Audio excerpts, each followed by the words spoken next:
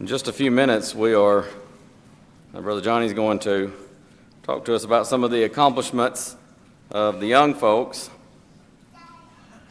at Lads to Leaders. The theme this year at Lads to Leaders was I Am, and of course the Bible Bowl studied the book of Exodus. Some of the young folks said it was a tough theme as far as putting together speeches and things like that. But I understood that because I helped with a few of those speeches, and in some ways it was a difficult theme to put together speeches, but I also really liked the theme in another sense because the idea of I am and understanding the eternal nature of God. What I want to do tonight is going to correlate with Johnny's presentation. I want to do questions and answer, although technically what we're going to be doing tonight is question and answer.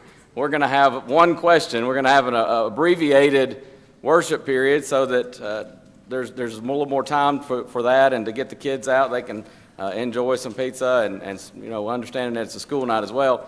But I told Johnny, I said, if I know when this is, we'll shorten the sermon a little bit, and I'll try to do something to go along with that presentation. So that's what I want to do tonight. I actually had a question submitted by one of our young people. And the question is pertaining to God, the great I Am. The question is this, a very good question. Where did God come from? Did he just appear one day? In fact, I didn't quote all of the question here. I think the last part says, did he just appear one day and say, well, I'm here? But we've dealt with this question before, and it's one of those questions that, yes, you receive this from time to time, but it's a very important question because, again, I don't want to just repeat myself too much, but it is important to understand so often what happens is young people are living off of parents' faith, grandparents' faith. They never consider, is God real? Where did God come from? Does God have a beginning? Does God have an end? All these different questions, and they never really internalize faith. And sometimes if that happens, what so often will happen then is it may be going off to college, it may be just moving out on their own, in the real world, as we sometimes say, but many times they lose that faith. And I'm almost hesitant to say they lose their faith because they never really internalized it, and so it never became their faith. So these are important questions to think about when you think about God, and understanding God is not just something that we talk about sometimes, and that's where on parents we need to be talking about God, remember Deuteronomy 6, when you rise up, when you lie down, when you're, all the time, in other words. We need to be talking about God. It doesn't need to be a Sunday morning thing, a Sunday night thing, a Wednesday night thing. It's a life thing. But also understanding God is not just some concept that somebody made up. He is the great I Am. So where did God come from? You may know the answer to this. The short answer is God didn't come from anywhere. He is eternal.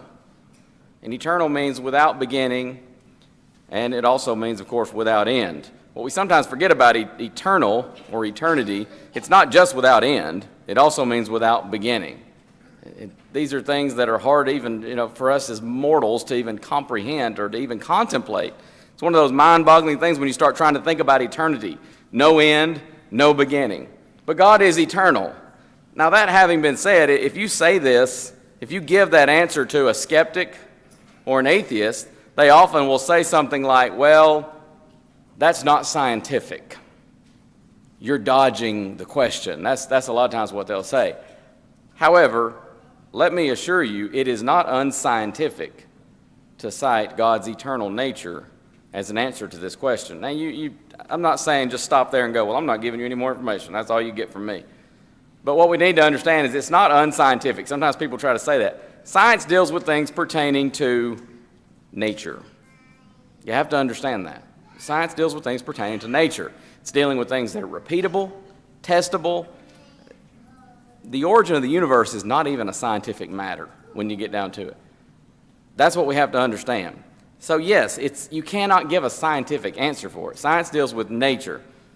But it's also not dodging the question, and that's what probably is the most common reply. If somebody says, well, okay, where did God come from? Well, a Bible believer says, God's eternal. He didn't come from anywhere. He has no beginning, no end. Well, that's a convenient dodge. It's not a dodge. But all that being said, let's unpack it just a little bit more. This question assumes God had a cause.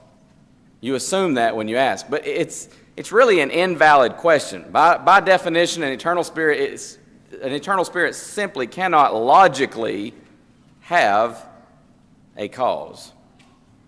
It's like asking, again, it's an invalid question. It would be like asking, why is matter eternal? Matter's not eternal. It's an invalid question. Well, when did eternity begin? It doesn't have a beginning. It's an invalid question. What does purple taste like? Invalid question. Purple's a color. It's not a flavor. We might, sometimes we think of, grape things as having a purple color. But the color purple itself has no flavor. It's a color. There are certain questions that are invalid. That said, talk about first and second laws of thermodynamics. By the way, a great portion of what I'm talking about, in fact, I'm going to actually read just a little bit of this article, but there's an article from Apologetics Press written by Eric Lyons, and the article is called Where Did God Come From? So it serves as a very handy resource. But talking about first and second laws of thermodynamics, the first law of thermodynamics states that matter or energy can neither be created nor destroyed. The second law states that the amount of usable matter and energy becomes less and less over time.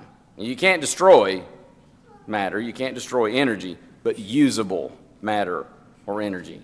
The second law is sometimes called the law of increasing entropy. Everything is tending toward unorganization, which in itself ought to be evidence that at some point there was this perfect organization. Now everything is gradually going away from that. But first and second laws of thermodynamics. Here's some of what Eric Lyons says in his article. Evolutionists allege that the universe began with the explosion of a ball of matter 13 to 14 billion years ago. Yet they never have provided a reasonable explanation for the cause of the original ball of matter. An evolutionist named David Shiga, if I'm pronouncing that correctly, made an attempt a few years ago. It was an issue of New Scientist magazine. There was a cover story, The Beginning, What Triggered the Big Bang? That was the name of the article. In the last line of the article, he admitted, quote, "The quest to understand the origin of the universe seems destined to continue until we can answer a deeper question. Why is there anything at all instead of nothing?" End quote. And as Brother Lyons goes on to say, the fact is a logical, naturalistic explanation for the origin of the original ball of matter that supposedly led to the universe simply does not exist. It cannot exist so long as the first law of thermodynamics is true. Now you may be like me and probably be optimistic to call yourself an amateur scientist. But I know what a scientific law means. I know the difference in law and theory. And the first law of thermodynamics is called the first law of thermodynamics for a reason. It's there. It's proven. You can test it. You can try it. You can test it 1,000,000 times, and 1,000,000 times it will be true. It is a scientific law. Matter can neither be created nor destroyed. Where did this original matter come from? Even if you're going to say, well, I'm going to go with evolution. Where did it come from? Matter's not eternal. Can't be created or destroyed. Well, the physical universe exists, doesn't it? Here we are, right? Kind of goes without saying. It cannot have created itself. The law of cause and effect tells us that, if nothing else. You don't even need the law of cause and effect. You need common sense. It cannot have created itself. So the universe is either eternal, or something or someone outside the universe must have created it.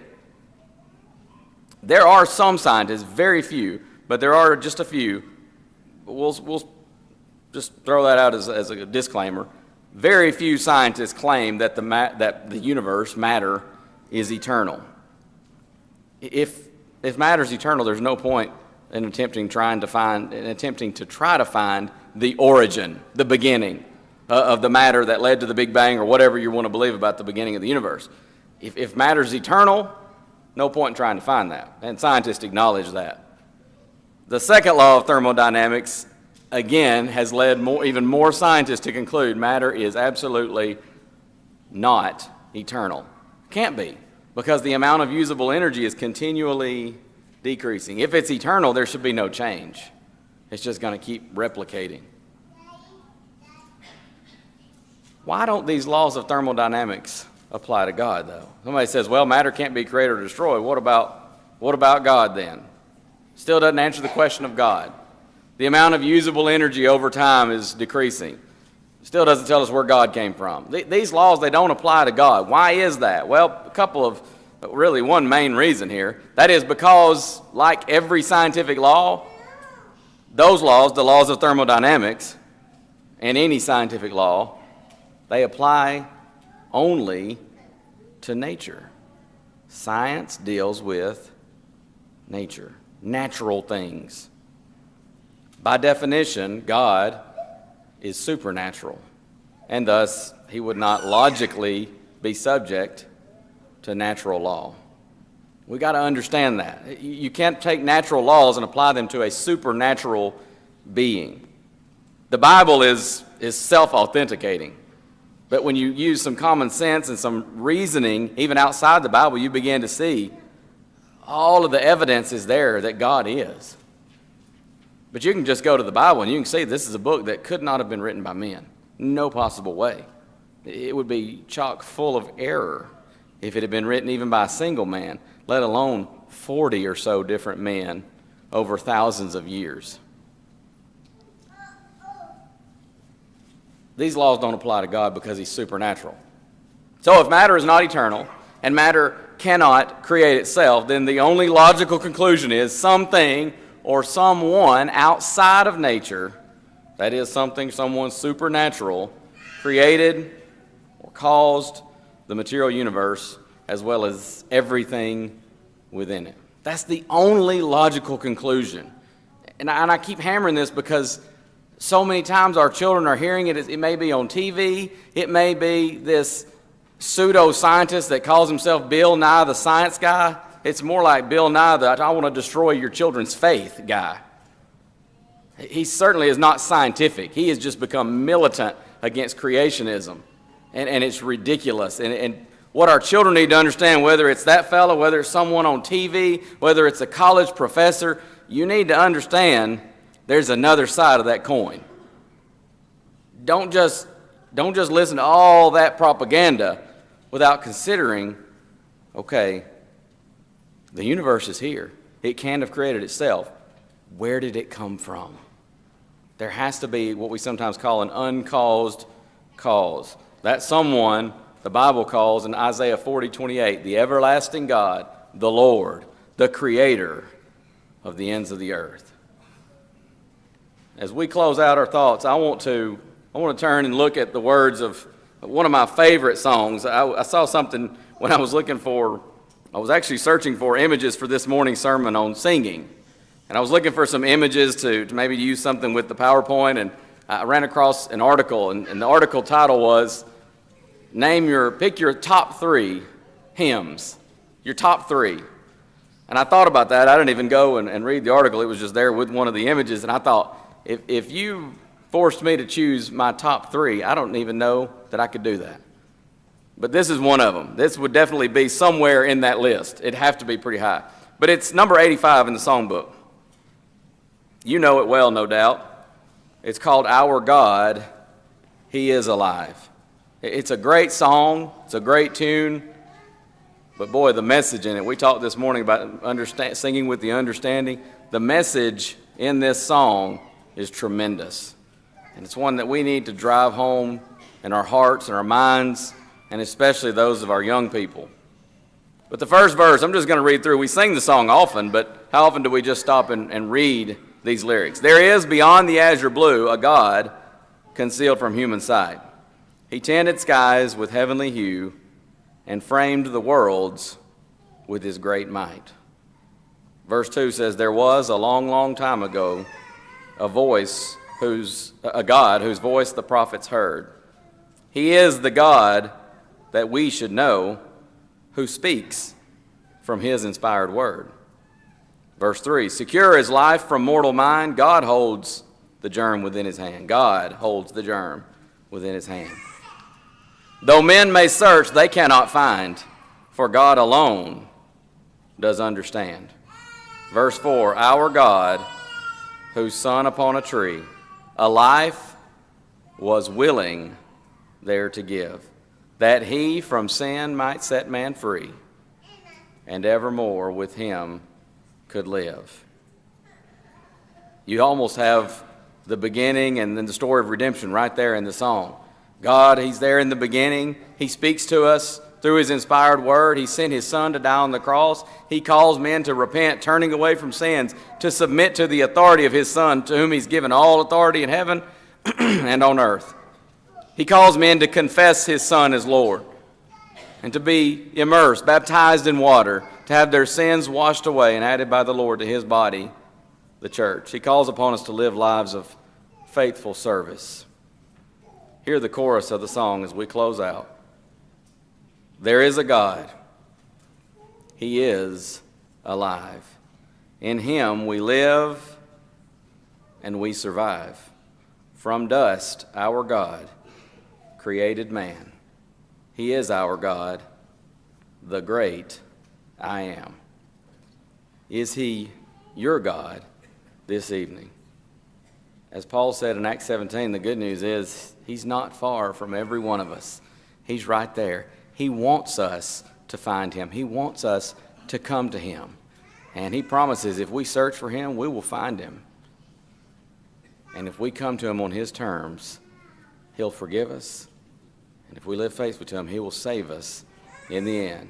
Is God your God? If not, heaven's invitation is open. Won't you come as we stand and sing?